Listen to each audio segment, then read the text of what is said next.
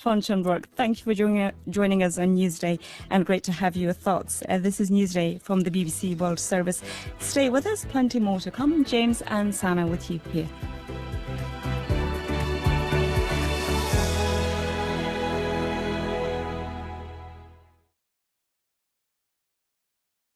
This is the BBC World Service, and on the inquiry this week...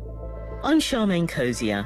Take one iconic artist, a celebrated rock photographer, and one of the most successful musicians of modern times. Why are Warhol's Prince works before the US Supreme Court? The inquiry at bbcworldservice.com/inquiry.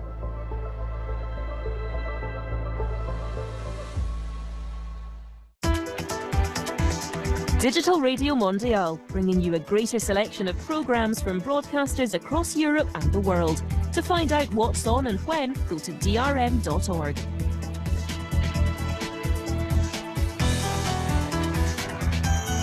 The BBC on DRM for Europe. Better radio altogether.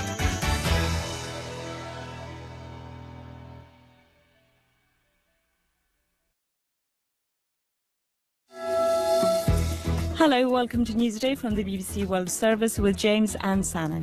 Donald Trump has been indicted by a New York grand jury, the first ever serving or former US president to face criminal charges. Anti-government protests in Kenya. It's led by opposition politician Raila Odinga. We will hear from the governor of Nairobi. And 15-minute city. Everything you need is in walking distance, but why has it fueled conspiracy theories? BBC News with David Harper. Prosecutors in New York are working to coordinate Donald Trump's surrender to court officials after he became the first US president to be charged with a crime. It's not clear when Mr. Trump will present himself to be arraigned, with a mugshot, fingerprints and DNA sample taken. A court official in Manhattan said it was likely to happen early next week. A 35-year-old man known as the QAnon shaman, who was jailed for his role in the riot at the US Capitol in 2021, is to be released early from federal prison. Images of Jacob Chansley wearing face paint and a bearskin headdress with horns went around the world after the incident. Japan's government says it'll bring in export controls on equipment used to make semiconductor chips. The Trade Ministry did not specify China as the target of the measures, only saying it aimed to stop advanced technology from being used for military purposes. Britain has struck its biggest trade deal since leaving the European Union. It secured agreements to join a trading bloc with 11 countries across the Indo-Pacific. The government in Finland has welcomed the ratification of its NATO membership application by every country in the military alliance.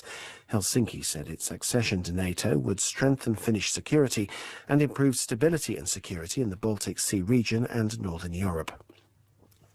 Amnesty International says the Cambodian government must stop what it calls the forced eviction of thousands of people from the temple complex at Angkor Wat. In a statement, Amnesty said that people had been pressured to leave the area and made to fear reprisals if they refused to do so. The former Olympic and Paralympic athlete Oscar Pistorius will appear at a parole board hearing in South Africa today in a bid to be released early from prison. Pistorius has served half his 13-year sentence for the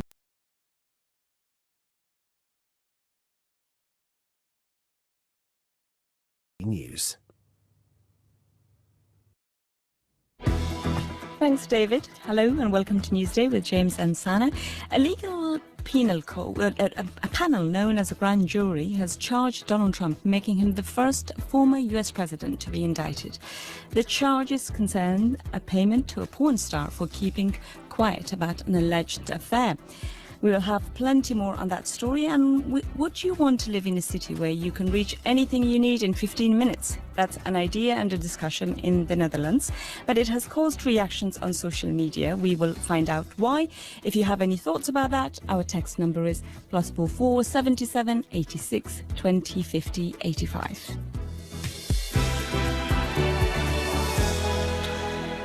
Throughout the programme today on Newsday, we have been looking at that indictment of Donald Trump. First ever time then for a former or sitting US president to face criminal charges.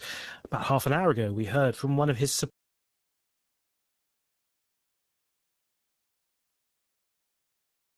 of this attack on Donald Trump, and they have plenty of other problems. Well, we've had reactions in from you already on that. Colette in Southold